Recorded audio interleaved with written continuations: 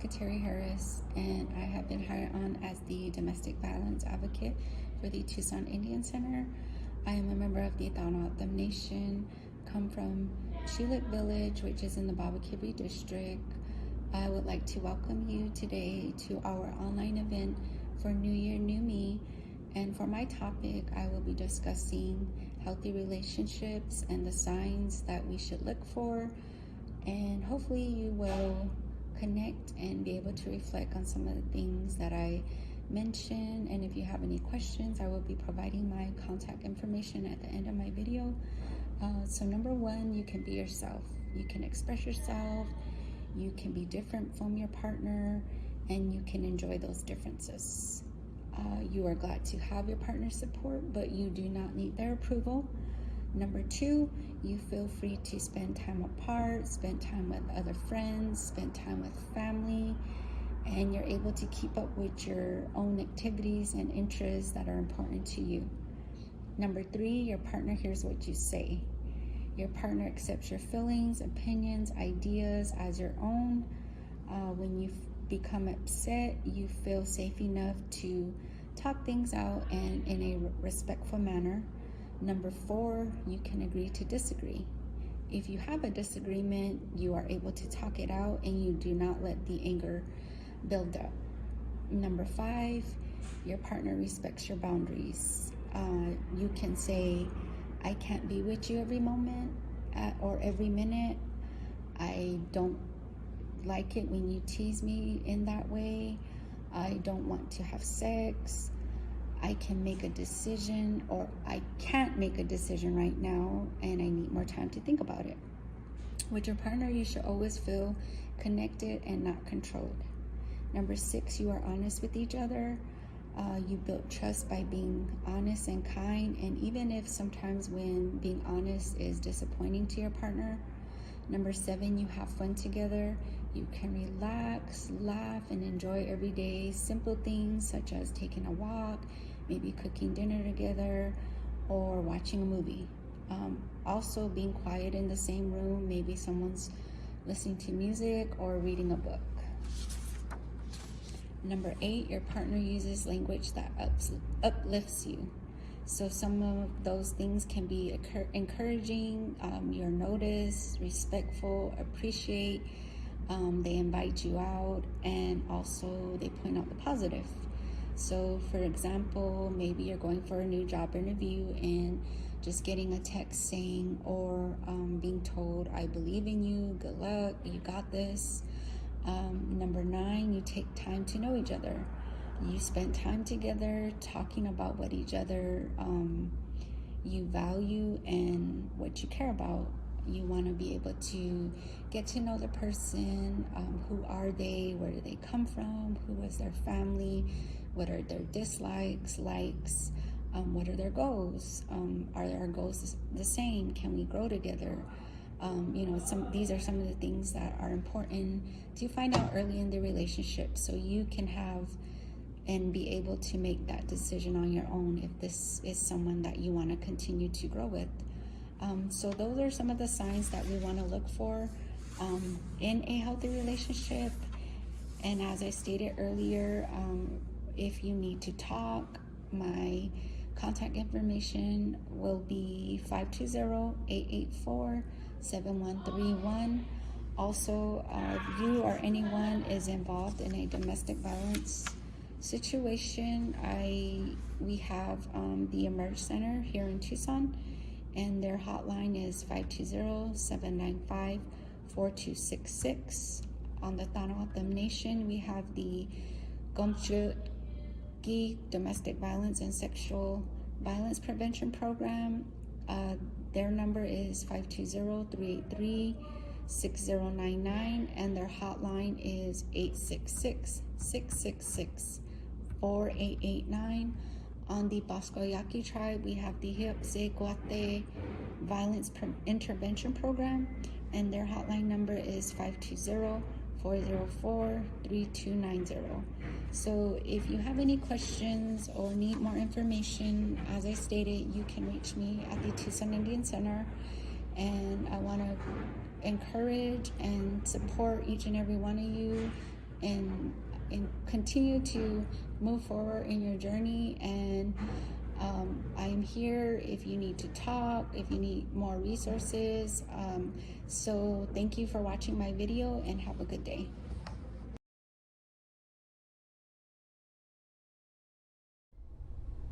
Hi everyone, welcome to the New Year, New You event. I am Christine Chavez. I am the Diabetes Prevention Specialist here at the Tucson Indian Center. I am here to talk to you about physical activity and how important it is. It is very important. That way you can get more energy, sleep better, you can get your blood circulating, because the extremities are the last place where blood flows to. And sometimes having diabetes and chronic heart disease and high blood pressure, high cholesterol, it kind of puts some plaques on your veins or arteries. And in order for you to kind of keep that blood flowing, you need to exercise and eat right. Also, with nutrition being a part of all this, it's very important for you to get to make healthier food choices. You know, no fried foods. Fast foods are not very good for you because they have a lot of preservatives in it, and the more you eat them, the more you want them. And it's easy and convenient. You feel it's a better way to feed your family, but a lot because you don't want to cook, you're too tired. But in the long run, it's really expensive. And if you cook your own foods, you know what you're cooking. You know exactly how much spices to put in. I don't encourage you to use salt, but a lot of the foods in the fast foods have a lot of sodium in them, and that can cause your blood pressure to go up if you already have high blood pressure. So with nutrition and physical activity, you can prevent a lot of chronic diseases. So I encourage you to eat lots of fruits, tomatoes, vegetables, and the redder, the brighter, the purplish the vegetables are, the better they are. A lot of times you've heard a saying that you have better eyesight because you eat carrots. Well, it's true. The beta carotene in the carotene in the carrots helps your eyesight. So if you eat a lot of if you eat vegetables that are orange and yellows and purples, it helps with your eyesight, and also prevents some kind of cancers.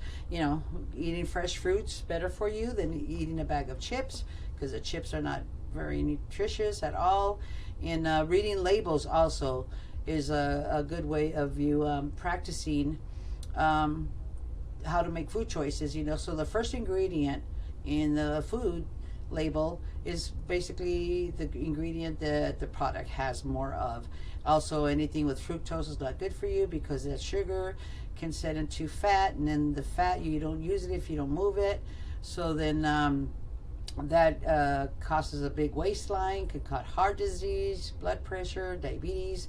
So I'm encouraging you all to do a new you, not so much a new year, but a new you every day. Every day is for you. Love yourself a lot more every day by eating the right foods, healthier food choices, taking advantage of the outdoors and exercising, taking walks, their dog for a walk, your children for a walk, go bike riding. So try to spend some quality time with your loved ones. That will also help you with spirituality, because a lot of times we feel a little down on the dumps, and exercise will help you get motivated. It helps you with the endorphins that move around in your body to make you happy.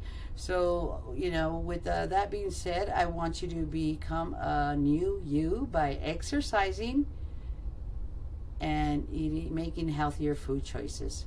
Thank you so much, and I hope you enjoy this event. Bye.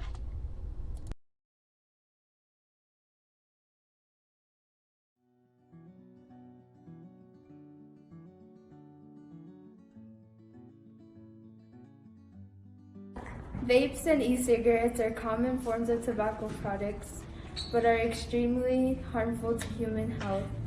Vapes and e-cigarettes contain many different types of chemicals, which include nicotine, heavy metals, and cancer-causing chemicals. Vaping and using e-cigarettes are most harmful among youth because vapes are shaped like USB drives, 5.3 million kids use vapes and e-cigarettes in the United States. They can cause harmful brain development until the age of 25. Overall, using vapes and other unhealthy tobacco products are unsafe, especially for young people.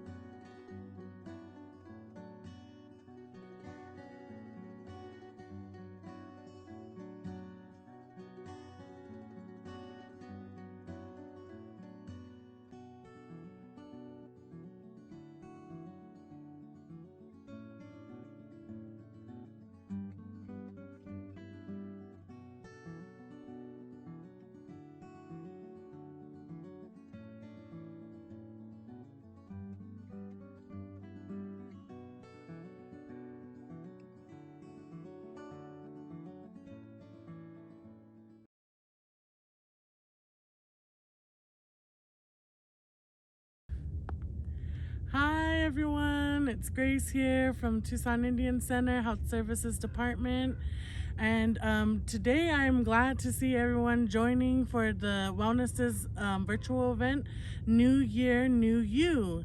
And for me today, I just wanted to share a little bit. Of course, you guys know I share a lot of information about COVID-19, and today I wanted to talk a little bit more about COVID-19 and our world and where we're going, and kind of bring our community, in the loop instead of feeling like we're navigating this alone, because we're not. We're all here, and we're definitely here to support you. And however we can make that happen, let's do it, because it's hard enough going through life by ourselves thinking we're alone.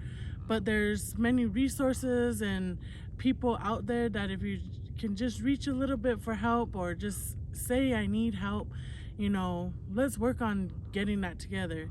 COVID-19 really came down and hit our nation, hit the world hard, and we lost a lot of people, and our whole lives pretty much changed.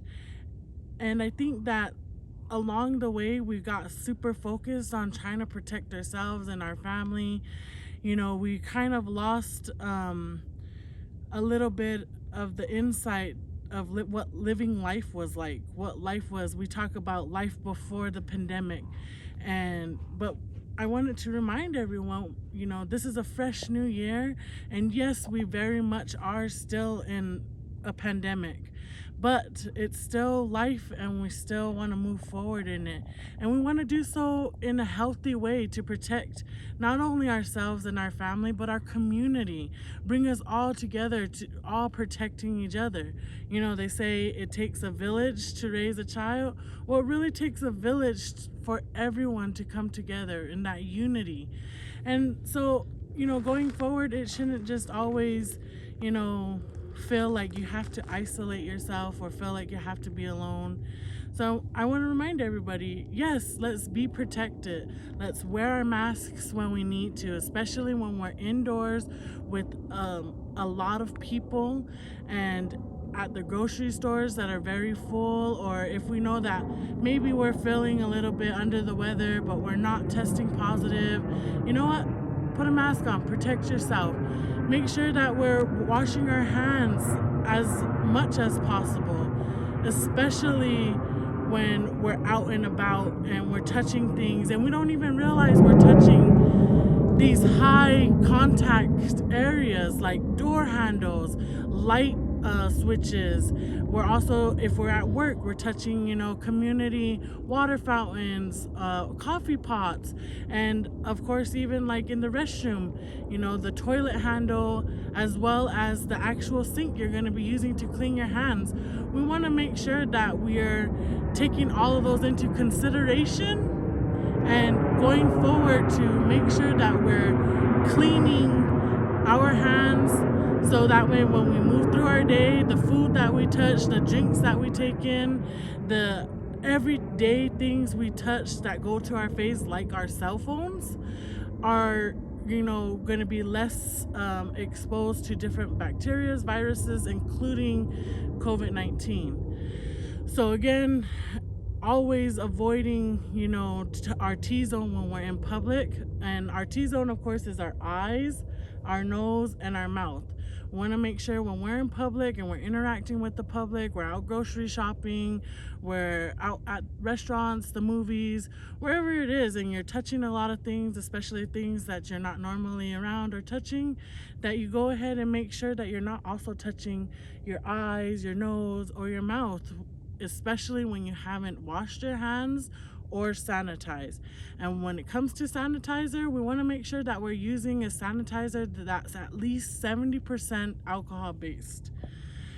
Now, with all that being said, and I know it's a lot and we hear it all the time, and how we need to protect ourselves and do this and do that for prevention, and I'm really glad that everybody's taking their part, and I'm hoping that everybody's getting their boosters as they need, getting vaccinated as they need, because it's important to take care of ourselves. It's important, to take care of our body as well as our mental health. And I really want to, encourage everybody to make sure you don't forget about your mental health. It's all a part of it. The pandemic has played a big part on our world and our life. So if we just remember to take a deep breath and do what you need to keep your peace and make your peace. So maybe we can just do some deep breathing exercises, take in the world around you and just let everything go through, process your mind, and take some deep breaths in through your nose and out your mouth. In through your nose and out your mouth.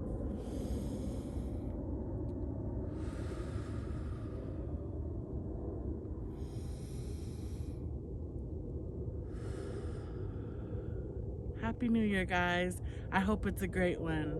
Enjoy.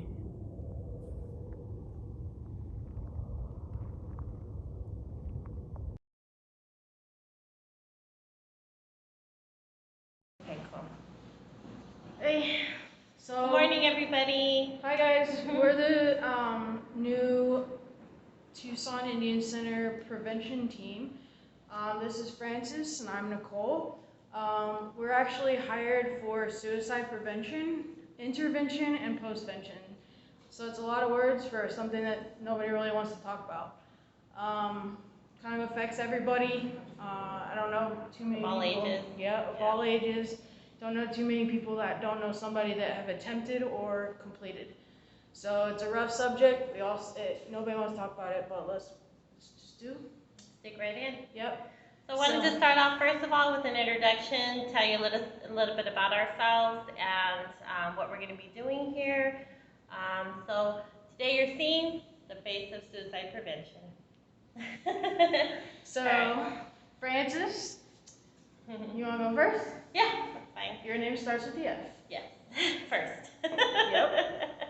My name is Francis Alvarez. I am a member of the Pascoyaqui tribe.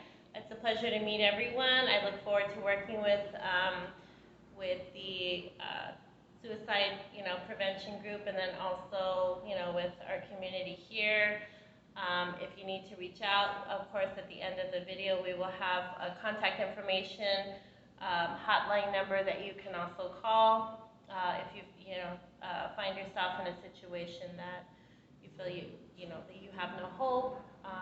We want to make sure that we give you that today. So a little bit about myself. I am from San Jose, California. I moved here after when I was 2 weeks old. Parents kept moving back and forth, but I call Tucson my home. This is where I raised my children, graduated from high school here, from Pueblo. I won't tell you the year though. But, so that's a little bit about myself, and then I'll hand it over to Nicole now. So, and I'm an implant from the Midwest. I'm from Missouri originally. I grew up on a farm. My grandfather was a working cattle farmer. We had pigs, sheep, you pick it. We cleaned pens, we bucked bales, we did all the good stuff. So I come from a working family. My dad's a railroader. My mom worked sometimes she stayed at home with us kids. So I kind of grew up around that. My brother is in the military, so I have some experience with people in the military, just kind of working with them. He was deployed 3 times, so I've been around that. I understand like some of what's going on with that. But I'm a big outdoor person. I love to go outside. I hate hiking, weirdly enough. Like, I feel like it's pointless. Like, if I'm not hiking to go to like a lake or go to do something in particular, like, what's the point? I'm just walking around like an idiot. Yeah, and I'm not an outdoor person myself. I'm too afraid of bugs. Too afraid of bugs. So, weirdly enough, I am terrified of birds. Like, you want to hear me scream and like lay on the floor? That's it, bird. So, we kind of covered our first question. It says, are you a Tucson native or not? So, you had an out-of-state story that was actually kind of funny. Yes, I went to school in Tulsa, Oklahoma. I lived in Tulsa, Oklahoma, went to school in Broken Arrow. My story was my first day there, new to Oklahoma, didn't know anybody, didn't have any family out there, didn't know about tornadoes. So what happened was the first day I was there, walked into my apartment. As soon as you walk in, there's the steps, going up, and there's the living room right there. And I hear these sirens going on, and I'm like, okay, what's going on? I'm by myself. I didn't know what the sirens meant at the time. I look out the front window in the living room, and there's a palm tree that's completely bent over, and I freaked out. Later did I find out that my first day there in Oklahoma welcomed me with a tornado.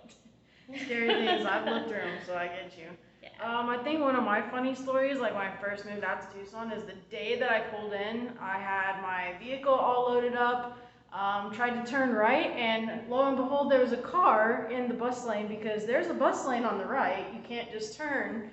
And because in Missouri, we don't have bus lanes. Like, you just turn right. Yeah, Oklahoma, they don't have U-turns. Exactly. Yeah, the U-turns are illegal there. Yeah, so my first day here, car loaded up with all my stuff, and I hit somebody.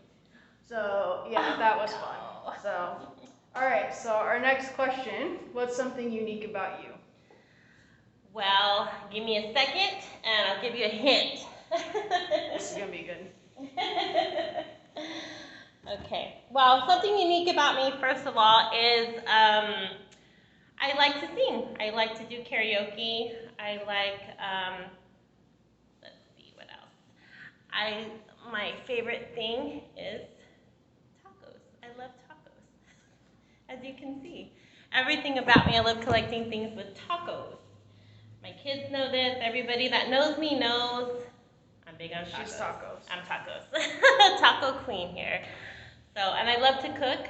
I love, those are just some unique things about me. I wouldn't say unique because, the cooking is every day. But, yeah, just collecting things, and singing. I used to sing in front of big crowds, being in the choir, chorus, and then when I had my kids, then I was just singing to them. So, yeah. Recently, I've gotten into salsa music and salsa dancing, so I'm going to be taking up some of that. Yeah.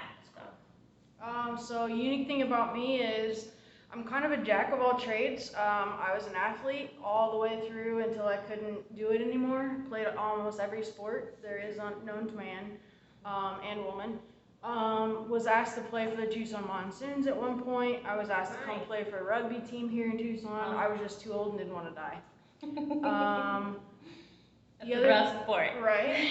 The other thing is I guess maybe the second side of me is that I'm pretty art motivated. I love to paint, I love to draw. I did some graffiti for a while. Shh, don't tell anybody.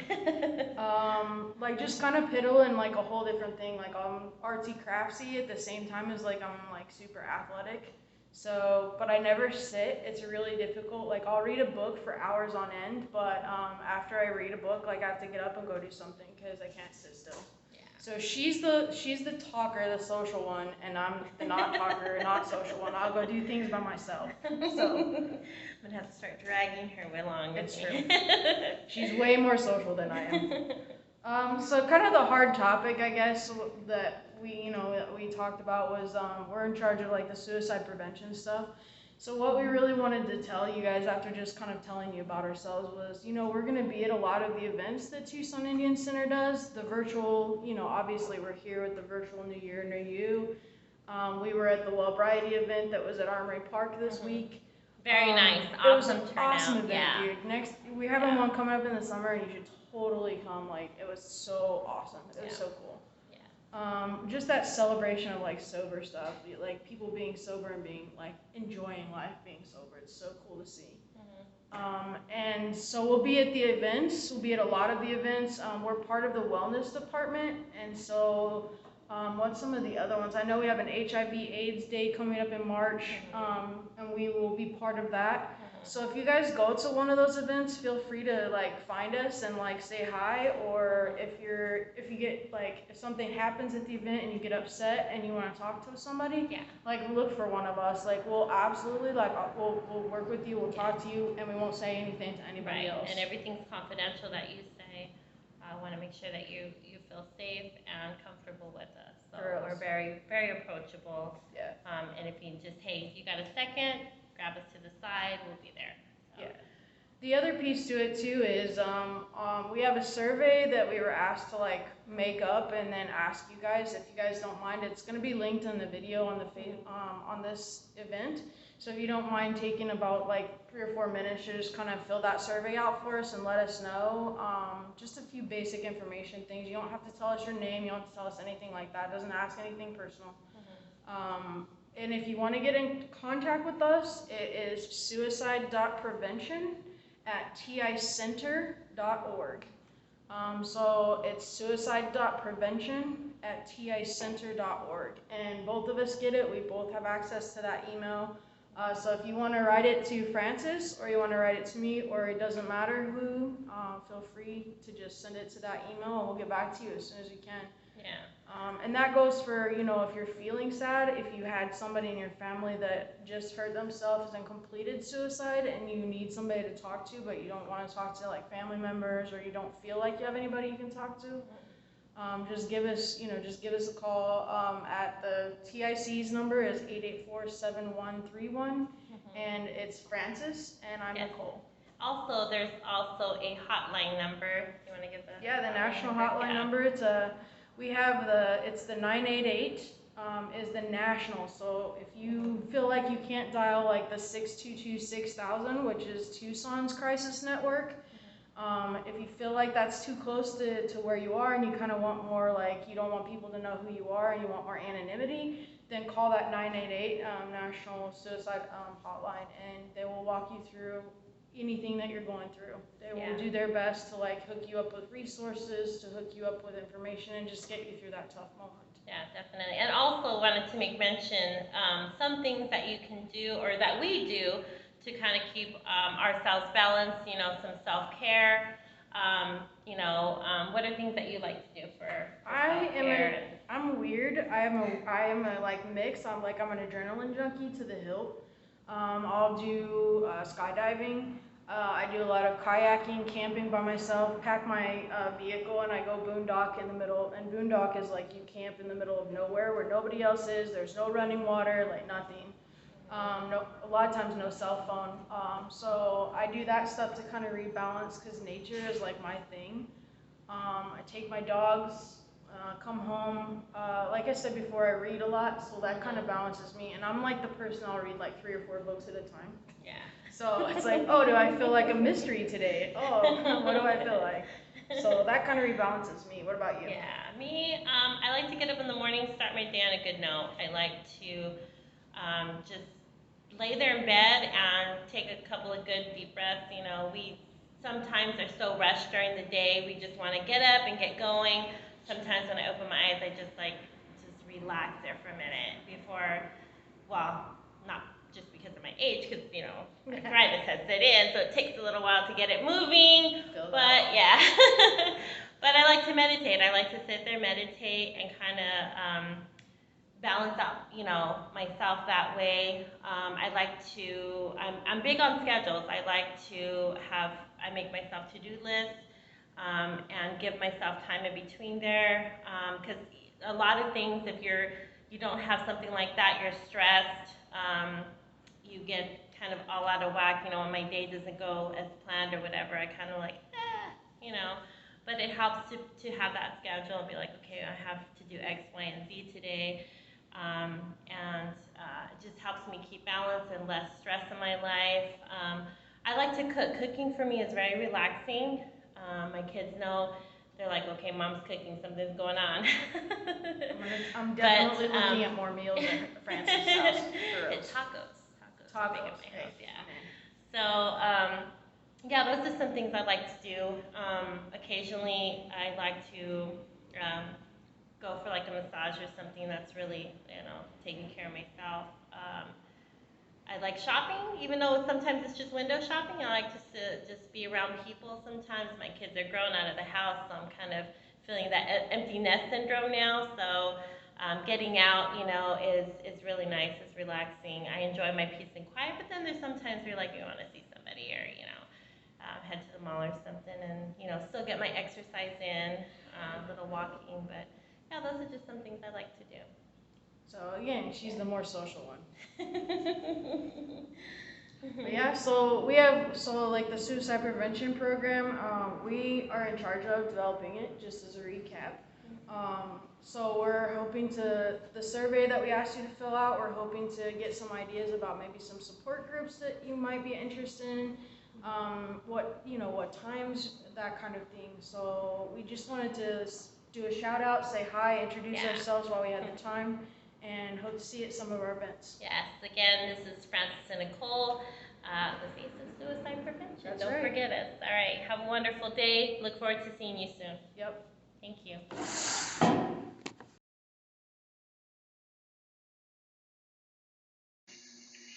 Hi there, my name is Mark Gaxiola. We'll be covering a practical approach to exercising safely.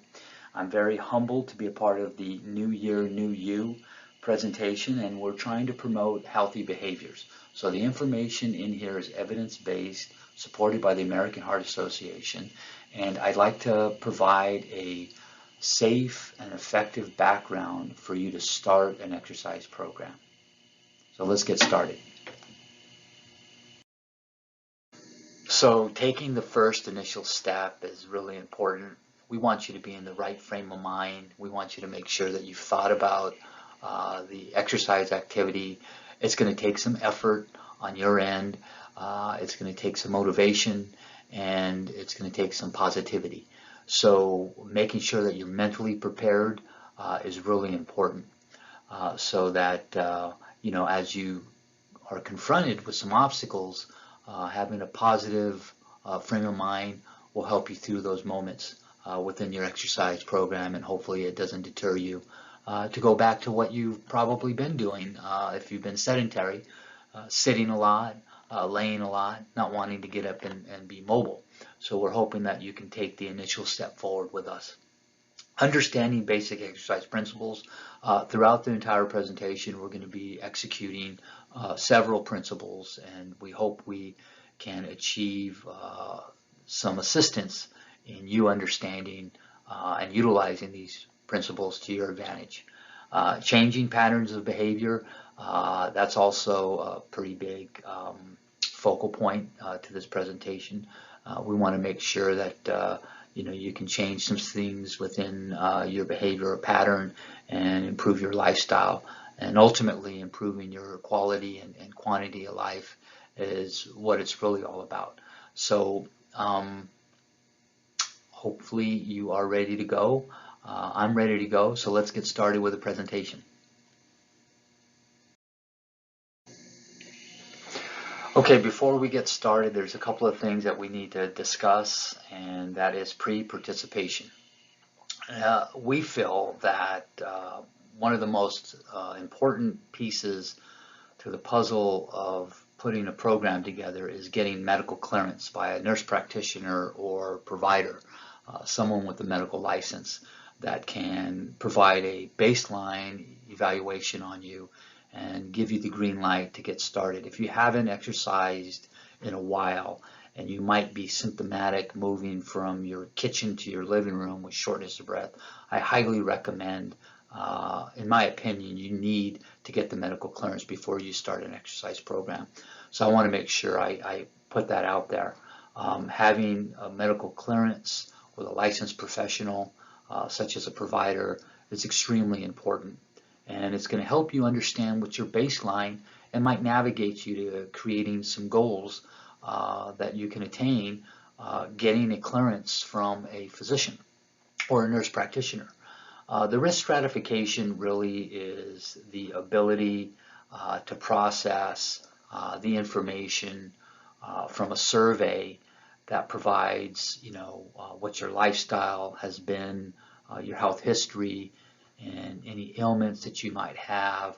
It provides a background and initially classification of where you are physically. So I highly recommend doing a risk stratification as well before you get started. Testing is extremely important because it gives us the ability to look at certain areas within the fitness parameters, such as your cardiovascular capacity, your strength, muscular endurance, range of motion, balance, even eye testing to make sure that you don't have any vision issues moving forward in developing a program. So that's really important. If you have access to a personal trainer or a fitness professional, you need to get tested to get a baseline to know where you are. That way, as you navigate through building and constructing an exercise program, you have information that is going to be useful in your outcomes. So medical clearance by a provider or a licensed professional, if you haven't exercised in a long time, is extremely important. Doing a risk stratification to provide immediate analysis and feedback in terms of where you are from a survey standpoint is important. And then testing, having the ability to look at your cardiovascular capacity, your strength, muscular endurance, range of motion, balance, and like I said, even vision is also important. And so if you want an effective program, in my opinion, before you start, you need to do these things.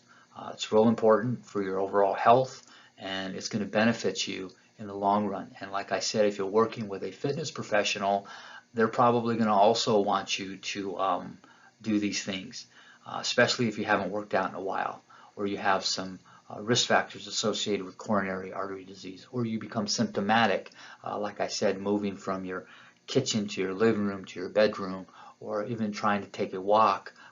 Physically, you're just too exhausted.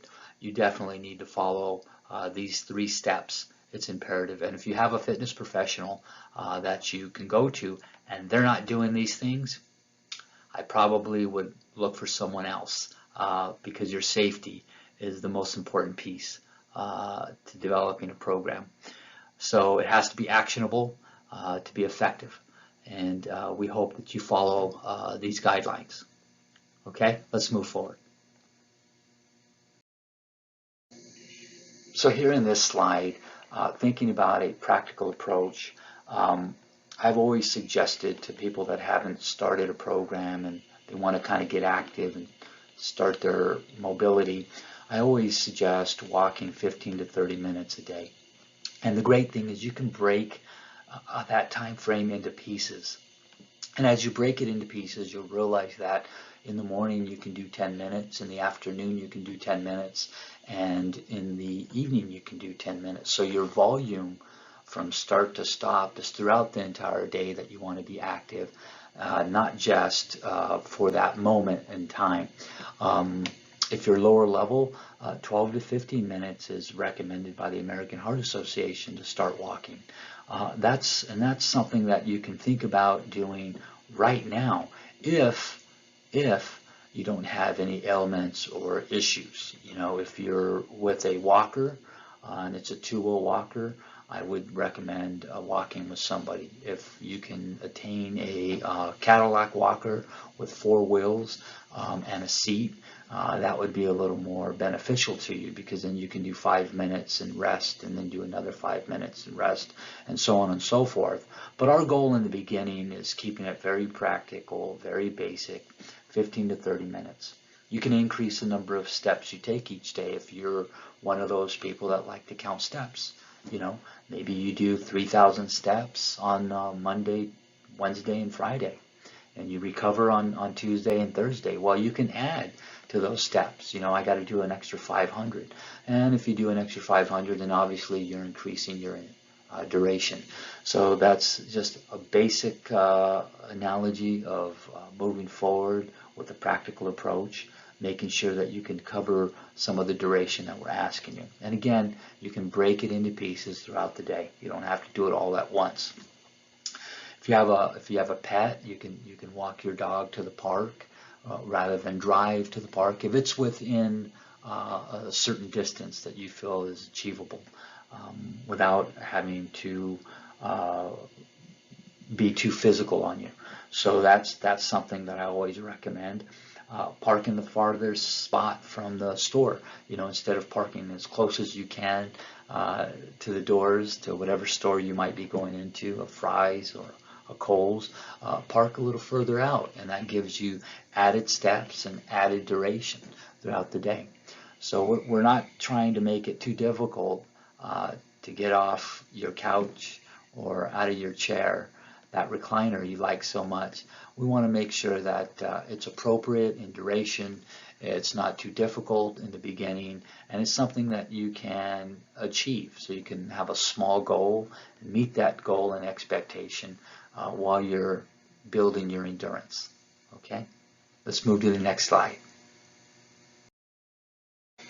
In this particular slide, we're going to be talking about aerobic versus anaerobic. Two energy systems that the body uses. One, aerobic, means with oxygen, with air. Typically, the duration is going to be beyond 2 to 3 minutes, and large muscle groups have to be involved with this particular energy system. And of course, it has to be rhythmic and continuous. And so if you think about that for a moment, walking, bike riding, swimming, all those activities refer to aerobic energy systems being used because oxygen will be that primary energy system. It's rhythmic in nature and large muscle groups are involved. Anaerobic is a little more intense. It comes from stored energy from what we eat, broken down through the bloodstream and prepared to be used almost immediately. You need a little more recovery time. So if you think about that, usually weight training, strength training comes to mind. Doing maybe bicep curls or a chest press or some sort of squat activity. But you can't do it forever. You have to give your body a chance to rest. Typically, it's going to be under 90 seconds. So you can do a certain amount of reps, and then when you get close to that 60 to 90 second mark, your body's kind of letting you know, hey, we need a recovery moment in between the set, and then you can come back to that particular area that you're working at. So the difference between aerobic versus anaerobic is really the utilization of oxygen. Aerobic means with oxygen, anaerobic without. Let's move on to the next slide. So in this particular slide, it's really the heart of our presentation. It's an acronym, FIT, F-I-T-T. And if you understand the FIT principle, you can pretty much put together or construct your exercise program that will be safe and effective based on the research that we have today. The first letter of our acronym is F, and that stands for frequency, and that's 3 to 5 days per week. So minimum is 3, maximum is 5. You want at least a couple of days to recover throughout the week. But at the minimum, you want to be at least doing 3 days of activity if you want to reach any goal or objective that you might have before you start. The second letter, I, stands for intensity, and that's 50 to 85% of your maximum heart rate. Now we're going to put a pin in that, and we'll talk a little more about that on the next slide, because I have a formula that you can follow that's very simple to follow, and it will give you the 50 to 85% of your heart rate that you need to make sure that you're aware of. The first T in the FIT principle stands for time, and that is 30 to 60 minutes. Now remember, when you engage that activity program that you're going to be starting soon, you want to make sure you're getting at least 30 minutes maximum time. Between low level and intermediate is 60 minutes. The most important thing to remember is you can break it into pieces. So if you do Monday, Wednesday, and Friday, and those are the days that you've chosen to do your activity, to follow the first T in FIT, 30 to 60 minutes, and you can break it into pieces. 10 minutes in the morning, 10 minutes in the afternoon, and certainly 10 minutes in the evening hours, if you have that time frame. We want to make sure that it's a duration that you can achieve. So remember, when you're building your exercise platform, frequency is going to be 3 to 5 days, intensity 50 to 85% of your maximum heart rate, time 30 to 60 minutes, and then the last T stands for, in our FIT acronym, type, and that's choose something you enjoy doing. Remember, always target large muscle groups such as legs or back or your chest. And so those are the areas that you want to target when you start an exercise plan. If you're looking at it the way we're looking at it, the FIT principle is by far the best approach in the beginning. Frequency, 3 to 5 days, intensity, 50 to 85% of your maximum heart rate, time, 30 to 60 minutes, and choosing something you like doing is all going to be beneficial to your health as you move forward in executing an exercise platform. Let's move to the next slide.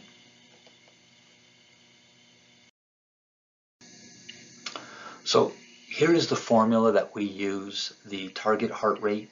We use the age predicted, which is 220 minus your age, and then you're going to multiply that times 0.50 to give you the 50%.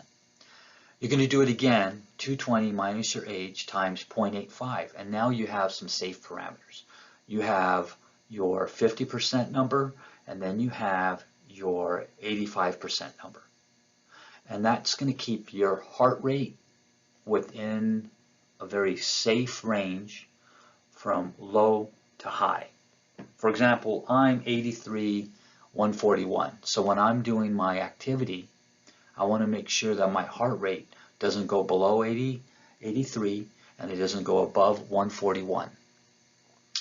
So I want to pause for a second and talk about taking your heart rate. There are several sites that you can take your heart rate. Distal end of the thumb at the radial axis, you can use your 2 index finger and middle finger and gently palpate to feel a pulse.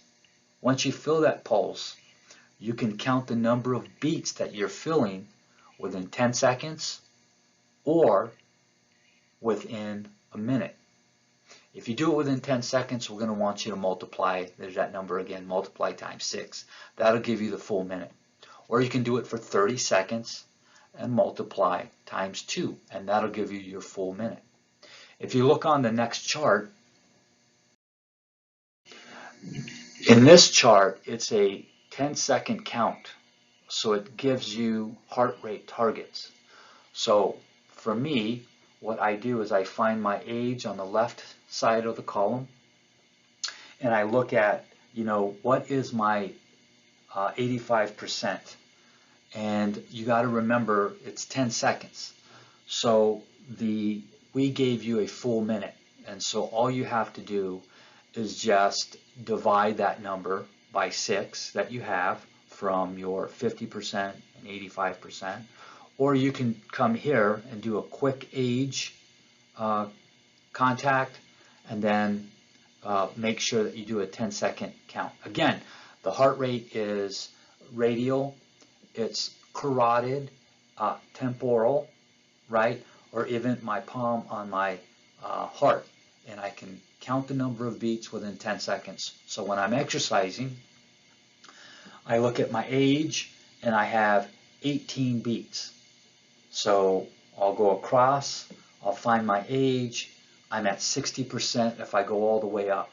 And so I said you can work out between 50% to 85%.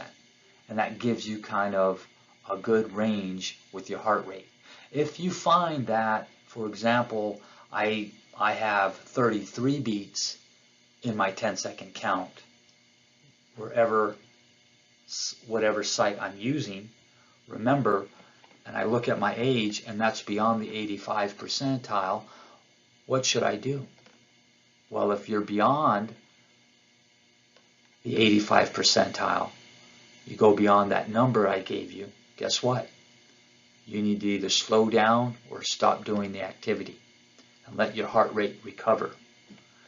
If it's below the 50% mark and I'm at 83 and I do my 10-second count and I find that I'm at 13 beats and I need to be at 15 or 16 or 17, what should I do? I could increase the level of activity to give me a little higher intensity level. Therefore, my heart rate should respond, and therefore I need to stay within those parameters that I set myself up based on the formula of the past slide. This chart is real important because if you go into a fitness center or you're working with a personal trainer, this chart really identifies where your heart rate needs to be for safety reasons. It's a precautionary metric that we can follow to keep us in that safety standard that I've talked about. And it will make your overall activity much more effective because you'll have the endurance to maintain the duration based on the level of intensity that you're working. So remember, this is a 10-second chart. All you have to do is find your age. What we've done is you count out the number of beats you feel from the sites we've given you, just like the chart points out, from the carotid, radial, temporal, and heart. Take your time, find your pulse, find that beat, and then count the number of beats that you feel within the 10-second frame. And then take a look and see where your heart rate is. I bet you most of the time this will give you the ability to kind of gauge where your heart rate is and keep you within those safe parameters. Okay? Let's go ahead and move to the next slide. So in this particular slide, the RPE scale is real important because say you're having trouble with your heart rates for whatever reason. The RPE, again, is an acronym. We have a lot of acronyms in the fitness world. Stands for rating of your perception of the exertion. So rating, perception, exertion scale. And it's really your perception. And so we have a chart here numbered from 6 to 20. And you can look at it, and the first number is 6, and you go across the chart and you'll see something that says no exertion at all. If you go all the way down to 20, you'll see maximal exertion. So if you look at the chart right now and I ask you, what is your perception of the exertion right now as you and I are communicating here? You take a look at that and you'll say, well, I'm sitting here listening to this presentation, there's no exertion at all. And I'll ask, what number does identify that? And you'll say, it's 6. And I'll say, great. So when we're working out and we take a hard look at this and we're not utilizing that heart rate chart, you can use this one. And you can take a look at it. And if you're between 11 and 13, light exertion is somewhat hard, then your effort level is fine. Your exertion level is fine. Your perception of the exertion and effort are fine because we want you to be between 11 and 13 when you work out. If you were to tell me after you did a 25-minute walk, for example, and I asked you, well, where did you walk? And you would say something like, I was doing some hill climbing. and I asked you how hard that was, give me a number between 6 and 20 on your RPE scale, and you would say it was about a 17. I would probably say that's too hard in the beginning. We probably want to back off from that type of effort. We want to be between light exertion to somewhat hard. And that's going to be your perception. So you can identify how hard your body's actually working at that moment in time within the program that you have. Remember, it's your perception. It's based off a very easy scale to read, but it's important feedback that we can get and monitor anytime you're doing some sort of activity. And it gives you fast feedback. For example, if you're running and you got to that point and you're running around a track and I asked you how hard was that particular run and you said, well, it was about a 20. Again, I would tell you, in the beginning of an exercise activity, you want to be between 11 and 13, light to somewhat hard. So this chart is very user-friendly, and I hope you use it. And we created it for you to use at your home, park, grocery store. You can pull it out, take a look at it, and maintain a level of activity that's safe. Let's move to the next slide. Principles of training progression. These principles are important to activity and exercise platforms. Understanding specificity, which is really prioritizing your training. What type of exercise activity are you focused on in terms of your overall goals? Am I trying to get stronger, upper body, lower body? That might be anaerobic, right? And if I'm trying to lose weight, then I want to do something that's aerobic, oxygen as a primary energy source, as well as stored fat. So understanding specificity, it's prioritizing your training regimen. What exactly are you shooting for? What are your goals? What are your objectives? What's your focus? So understanding that's real important. Overload relates to stressing the body beyond a level of what it usually is accustomed to. So if I've been strength training, for example, and doing bicep curls with 10 pounds, after a certain period of time, it's time to overload and stress that muscle beyond what I've been using. So that's where you start to kind of improve your weight. Adaptation is extremely important as well. Its repeated exposure is associated with the adaptation by the tissue or organ that leads to improved functional capacity. So if I do a lot of walking, my heart is going to improve. It's going to be a little stronger, much more efficient, utilize oxygen better. If I'm doing weight training and I'm doing a repeated activity over and over again, the muscle will adapt and become efficient, stronger. That's kind of what we're shooting for. And then the last principle of training is progression. Systematically improving workloads, intensity within the parameters of recovery. So remember, as you stress your muscle and you progress, you move up in weight or intensity of some sort, then you want to make sure that you also improve your recovery model, that you can take, instead of 15 to 30 seconds, maybe 30 to 60 seconds as you improve your overload, specificity, your muscles adapt, and you're progressing with weight in a systematic regimen. Then remember, you want to improve that recovery time. You want to respect that recovery time so your muscles can reset themselves and be ready to provide that energy you need to be efficient in the movement. So specificity, overload, adaptation, and progression are key elements within a training program. Let's move to the next slide.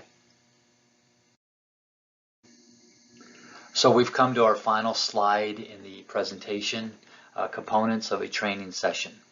So with all the information we shared with you today, this is the foundation to building the first exercise platform that you might want to follow.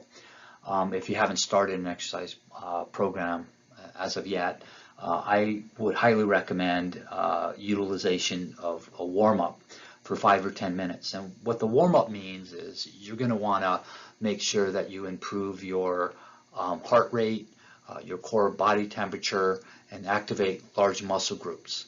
And so there's a couple of things you can do.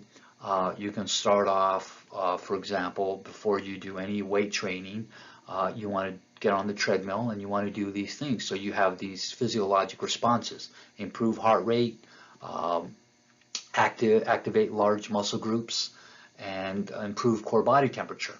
And that kind of helps reduce any type of injury you might have if you go cold into an exercise program without warming the body up.